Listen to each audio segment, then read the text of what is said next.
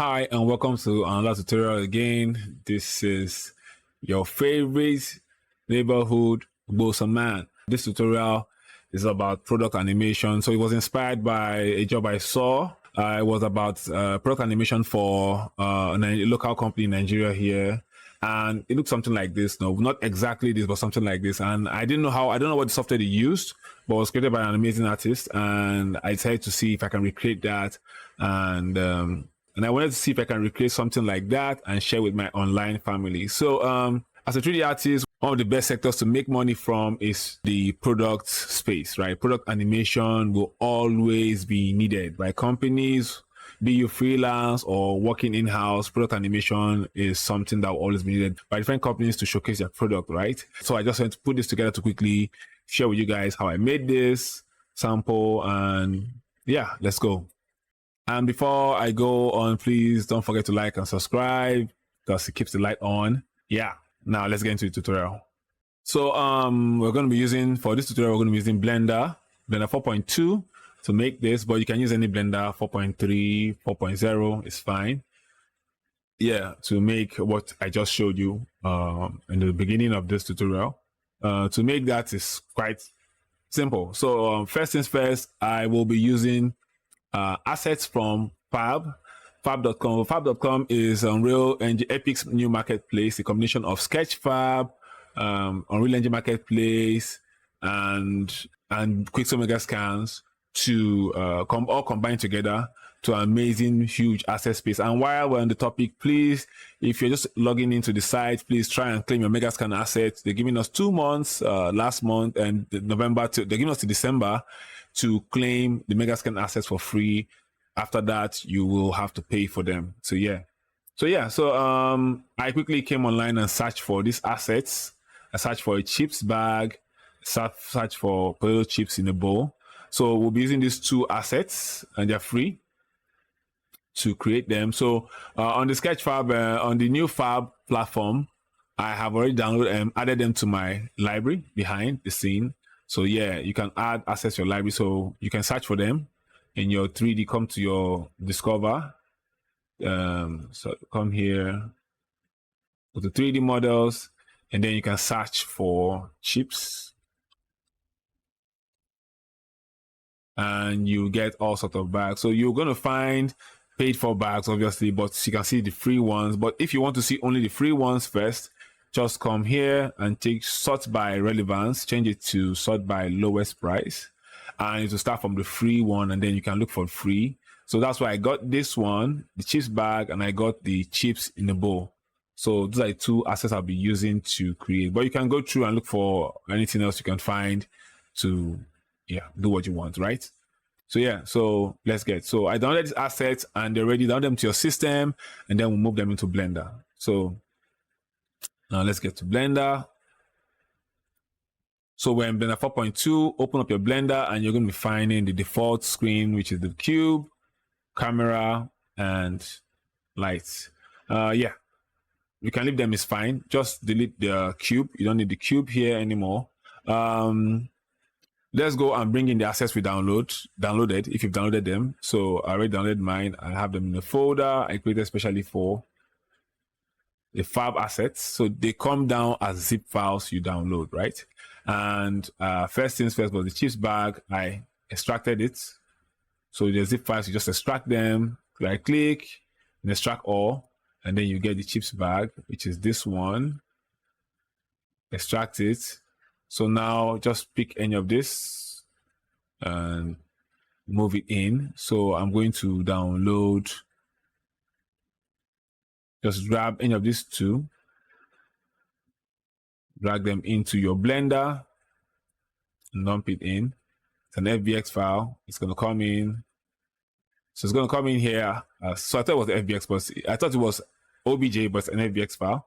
So yeah, so if you're not seeing your material, probably check your rendering, your viewport rendering. So we're currently in solid shade mode.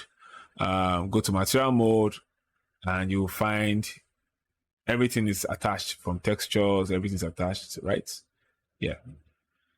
So it's in, I brought it in.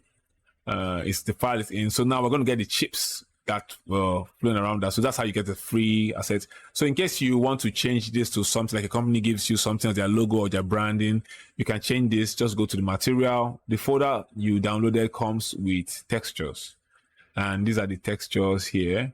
You can edit them, right? You can just take it, go into them in Photoshop or GIMP, and just replace them with something that's yours, customized as yours, right? But for me, it's fine as it is. So yeah. So the next thing now is to get the chips that are flying around. So let's go back to the file itself, the fab assets, and it is the chips in a bowl. The chips in a bowl also already extracted. I extracted them and open the folder. It's a source file, it's a Blender file. So I'm going to just drag it into my Blender and just dump it here. Say open. And so I probably should have brought this in first because it's going to open a new project. So it's fine. We can just redo that. So we'll first bring in I'm first going to bring in the chips in the bowl. The chips in the bowl, I bring it in first because it's a Blender file, and it would like overwrite if it's an FBX. So it's open a new project instead. So I rather bring it in, fix the issues it has, then bring in my OBJ or FBX file to be in the same space, right? So what I'm going to do now is this. I don't need this. I just need these two chips down here, So I'm going to just select this one, the bowl, and I'm going to hit delete on my keyboard. I'm going to select the file, select the chips. I'm going to go to my materials. So this pink you're seeing here simply means that the shaders are not connected, right? So we're going to fix that now. So we're going to go to scroll down, properties panel. And I'm going to come here. You can see the base color already has like drop down arrow here, which means there's a path to where your texture is, but you just can't locate it because not the same folder structure wherever you downloaded it from, right? So it's not the same folder structure with where you downloaded it from. So you have to make that reconnection back. So simple, just come here, click on the folder here, navigate to where the chips in the bowl is, textures. This is the texture. Select this, open image, and voila, we have our files texture. I would like to so yeah, it's already centered. So let me just bring it out back to the center. So currently we don't have to leave it here. We can push it to the side.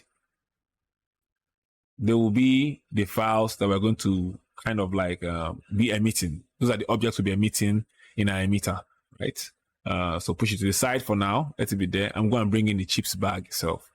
So the chips bag itself, we'll go back to the folder, the fab assets. Go back to fab assets, go to chips bag, and open the source, chips bag, and I'm going to select these two and drag it into my Blender software. Blender now you can just drag and drop in your screen and it will just give you the import window. So click on import and it will come in with textures. So we have our bag in the scene and we'll have our chips here. They're kind of a bit tiny, so yeah. Let me say I make them just a bit like this, make it big a bit. Like I said, push it to the side, take it away from, so you don't have to see, you don't need to see it anymore. So just because we need to know where it is, we need to know where it is. So just push to the side for now. And I will also group the two chips as the two chips objects, which is here on the outliner plane 019 and plane 021 into a group. So I'm going to tap, to do that, you just tap M on your keyboard, M, to bring up the collection, make a new collection and call it chips. And then say create. Now on the outliner, you can find there's a create, you've created a collection with the two chips inside it. So they're here. This is what we're going to give to the emitter to replace the default objects with and exchange them for the chips. So yeah, so that's done. We have our chips textured, we have our chips bag here, right? Next thing to do now is we want to create the emitter and and how to and make it go around the chips bag, right? So for that, we're going to bring in two objects. We're going to first bring in an emitter, which is go to add. It can be any object. I choose to use the UV sphere.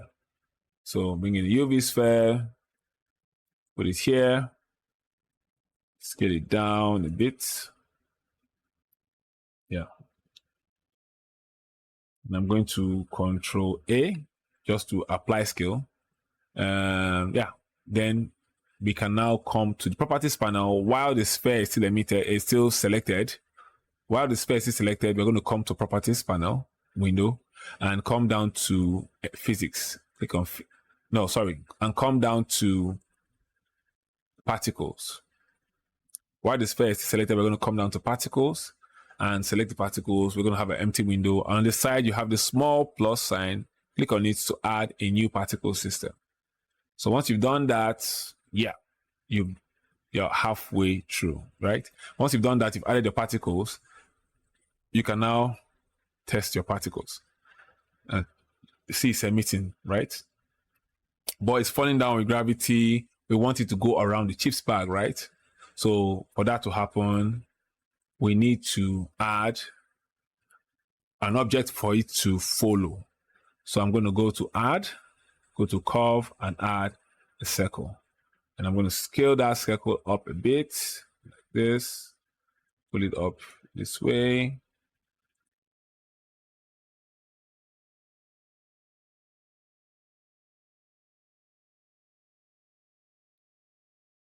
And scale it down a bit, just scale it to what you want, the size you want. And you can use any curve object, right? You can use spiral curve object, you can use a sphere curve object. Curve object doesn't really matter. You can use anything you want. So what we need to do now is so that's that. We add this now, and then now we've added the emitter already to the sphere, but we want the emitters to go around this curve object. So select the curve object to do that, and then we're going to go to physics, and I'm going to add force field. And in the force field here, type, we're going to change this to curve guide. And that is that. So now when we click on play, our emitter would have the objects just go around the sphere, just like that. So now we have particles moving around a sphere, the object around the pack, right? Yeah. So now we need to replace all these balls with the chips, right? So to do that, you're going to select your emitter object, go to your emitter settings, scroll down to render here, and then here you see render as halo. Change that to render as collection. You can choose object, but that means you can only emit one object at a time. You select. But if you want to emit many objects at once, that's why we may put them in a collection. Click on collection now, and then under it, you're going to find a new window for collection, which you're going to go and click here to select your collection, and you find the collection of the chips we made earlier. Click on that. Now you can see our chips are here, but they're tiny, right? So we need to scale that up. So come back to render as collection. Under it, you're going to find scale 0.05. Change that up a bit so your chips are big enough like this. And then we want it to have some randomness, right? So I'm going to just push randomness a bit just to alternate sizes, right? And then object rotation, right? Yeah. So now to play emitters, the chips are moving around. But you see they're moving around in a weirdly, just not natural, just one way, right? It's a bit weird. We want them to kind of like, rotate all over, right? Like they're being emitted. So we're going to have to play with some settings, right? So that means we're going to go back to rotation, and then I'm going to choose randomness, increase randomness a bit, place this, make it dynamic. Let's go back to the beginning and try it. And this time, if you notice, the rotations are a bit upward, and you can see now they're a bit like random, right? They're all rotated differently, and it feels a bit more natural, right? If you want them to be animated and like animated as they're rotating or moving around, you can either animate your chips individually, and they will come out with the rotation you have, animated rotations, right? Yeah. So there's that, and let me see if I can do or you can play around with our angular velocity amount to have them animated in the particle system. So yeah, we don't want to see this here, right? If you don't want to see this in the final render as the emitter itself, you can go under the emitter, come down to under the emitter here. Let me see, show emitter. It won't show in final render, but if you don't want to also see it in the, what do you call it, in the viewport while this is moving, while it's showing here, you can just scroll up to, I think, source.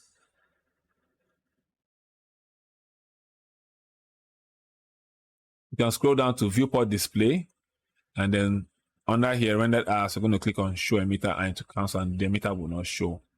And you can turn off this gizmo here so that nothing shows, where you can see your whole chips moving around the object. But if you want it to be thinner, like, you can play around with some settings just to make it feel like it's thinner.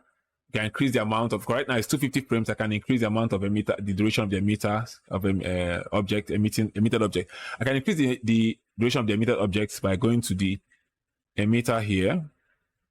So we can increase the duration of the emitted objects, or the timeline here. If you want it to play more than 10 seconds, you can make it 20 seconds, maybe you can increase it to like 500. So let me say by 500, by going to the settings here of the emission, in the end 200, change it to 500, and also change the timeline end frame to 500. And now when you play it, you're going to have them playing for longer, right? And then you can go ahead and keyframe your chips back to, you know, come in, and then the emitter should start. And mind you, you can use any curve you want. You can use straight lines, square, anything you want. I just use the sphere one, the circular one. Yeah, so that's how you can increase the amount of objects. And yeah, so that's how simple how you make that, how I made that effect you're seeing. You see how simple it is. So let's quickly add some keyframes to the bag, and then edit how, when the emitter should start and when it should end, how the emission should start, right? So I'm going to just quickly do that. I'm going to just quickly come in here and then go to select my bag, turn on my gizmo so I can see, show overlays, select the bag itself. And then I want by frame 40, I want my bag to have scaled up to this size. So I want it to be this big. So just click on this. I'm going to select and tap I on my keyboard, then come to the scale, put your mouse over this and tap I to record, make sure it records the scale. And then if I go back now down to frame 1, I'm going to first rotate it backwards.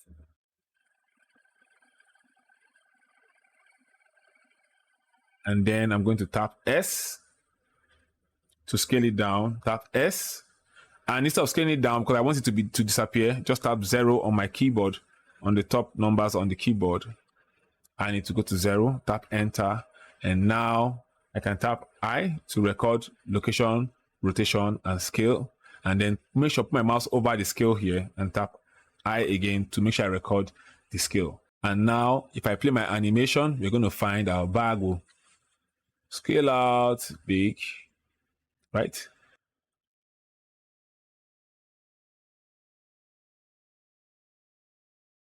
I feel like it's too fast.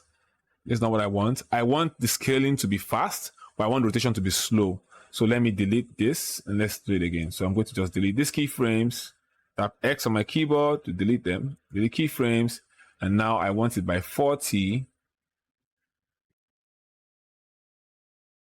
So first of all, let's do by 60, by 100. By frame 100, I want it to be like this. So tap I to record location, rotation, and scale. And I'm going to go to frame 1, and I'm going to rotate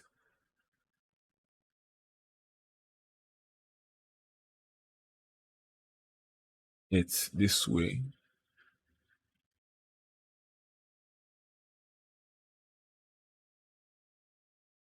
And then I'm going to record location, rotation, and scale. And then if I play right now, the rotation is not that fast, it's slow. So, but it's not scaling, but I want it from here to scale to 40 by this place to 40. So I'm going to come here, and in this place, I'm going to just put my mouse over the scale alone and tap I to record my scale alone. And I'm going to go back to frame 1, and then I'm going to tap S on my keyboard, and tap number 0 on the top keypads, number pads, and I'm going to say enter, and then I'm going to put my mouse over here and still over my scale and tap I to record the scale. And this time we're going to see a different result where it will scale up really fast but still roll slowly till the end. And the more I pull this keyframe, final keyframe forward, the slower the spin is going to be, keeping my scaling very fast. Do you see? Yeah. So yeah, and bring it closer, the faster. So bring it in. So bring it in and it will rotate faster. So yeah. So yeah. And also, so if I want it to get only when the scales up before, if I want the emitter to start emitting from not from frame 1, maybe from frame 40, all I have to do is select my UV sphere, come here to the frame starts, change here to 30 or 40. Let me just make it 30. And now if I start my frame, my animation will spin out first before the chips start emitting. So these are ways you can just create something simple, quickly for products as a freelance 3D artist, or if you're working for a company as their product animation specialist. So yeah, Blender, this is what Blender can do for you. It's a free software. Use the Fab Marketplace. Combine Blender with this Fab Marketplace, and the sky is the limit for you. So now we've done this. And so what I did for the background, because I feel like I want this to pop, I just went to go to my rendered mode.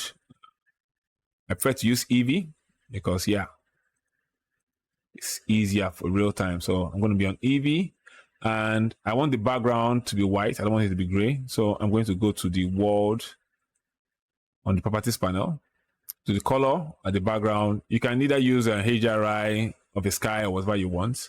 I just want to change it to white. Click this, and then I'll move it to change this to white, and maybe make it not too like a bit this way. This, and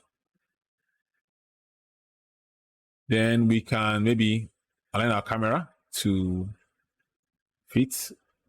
So let me see, come back here. Let's say add this. Select our camera, and let's position our camera now. I think this is the best position for our camera for us. So I'm going to move the camera, change this position. So I'm going to open the end panel while the camera is selected, go to view, change camera to view. So that way, if I'm looking through my camera, I can move my camera and position it the way I want to. Position it like as if I'm using it as a viewport. So this is one of the easiest ways to position your camera. Yeah, this, and turn this off and split the screen here. So I want to change the rotation of my camera. Maybe see why like this. I want it to be a bit diagonal. This. Yeah, I think this is fine. We're done with this screen. Let's just join areas. Now we have it. So we're set for rendering and lighting. Yeah. So if you want to render, you can just render out this. And if you play it now, you get something cool, like a product animation. So you can render this out now and take it to somewhere like CapCut, and then add your text or whatever you want to add on top of it, and you're good to go. So yeah, so if you have any questions, please put them in the comment below. Let me know if this was easy. if I was too fast, if I was too slow. And if you have any tutorial in mind you want to see, Blender or Unreal Engine, I'll be posting a lot of those, more. So please let me know. Yeah. And let me know in the comments. Please like, share, subscribe, and follow. And I will do my best to create more amazing tutorials or more simple tutorials for you. Yeah. Until next time, peace.